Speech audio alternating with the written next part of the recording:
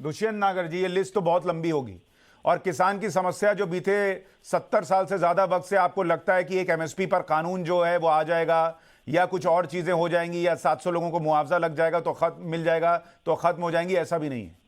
एक पूरा सिस्टम जो है ना उसमें गड़बड़ी है और वो एक दिन में नहीं होगा। तो क्या किसान यहीं बैठा रहेगा, वापस नहीं जाएगा, या चर्चा होनी चाहिए? सरकार कह रही है हम कमेटी बनाएंगे एमएसपी पर। सरकार को आपने कहा कि भाई जो लोग पराली जलाते हैं उन पर कोई केस नहीं होना चाहिए, उन्होंने कहा हम ये भी कर देते हैं, बाकी मांगों के लिए भी तैयार है। कानून वापस हो गए तो वापस जाइए, कुछ लोग चर्चा करें, सब लोग क्यों बैठे हैं?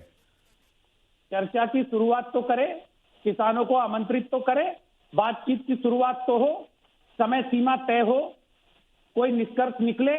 अगर दिखेगा कि सरकार की नीयत ठीक है तो। पर ये तो आप कह रहे हैं ना सर, ये तो आपकी भाषा है। दुष्यंत नागर बड़े सरल स्वभाव के और बड़ी अच्छी भाषा में ये कह रहे हैं।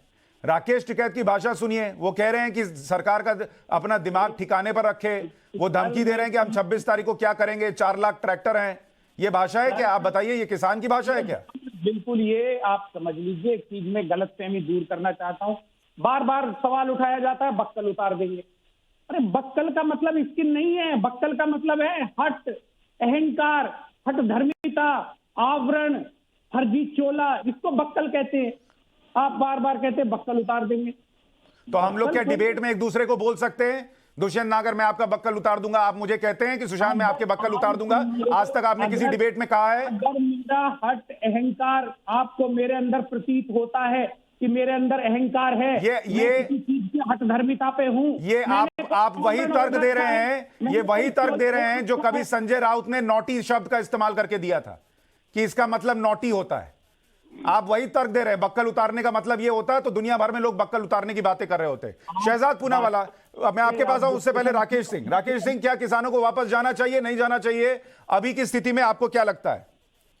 देखिए, आंदोलन शुरू हुआ था तो जो तीनों कानून आए थे, इस कानून के खिलाफ आंदोलन शुरू हुआ था। राकेश टिकैत का नारा ही बन गया था कि कानून जब तक वापस नहीं तब तक वापसी नहीं। जब ये आपने नारा बना लिया, और एमएसपी पर कानून तो पहले भी नहीं था, आपका आंदोलन शुरू हुआ था इन तीन कानूनों पर, और एक बड़ा किसानों का तबका हिंदुस्तान में है जो इन कानूनों के समर्थन में था।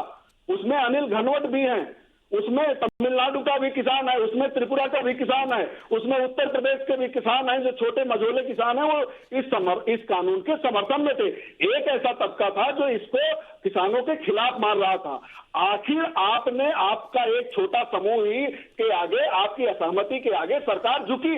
लेकिन ताज्जुब यह होता है सुशांत भैया कि आखिर जब सरकार झुक गई थी, इनके अंदर खुशी क्यों नहीं है, मायूसी किस बात की है?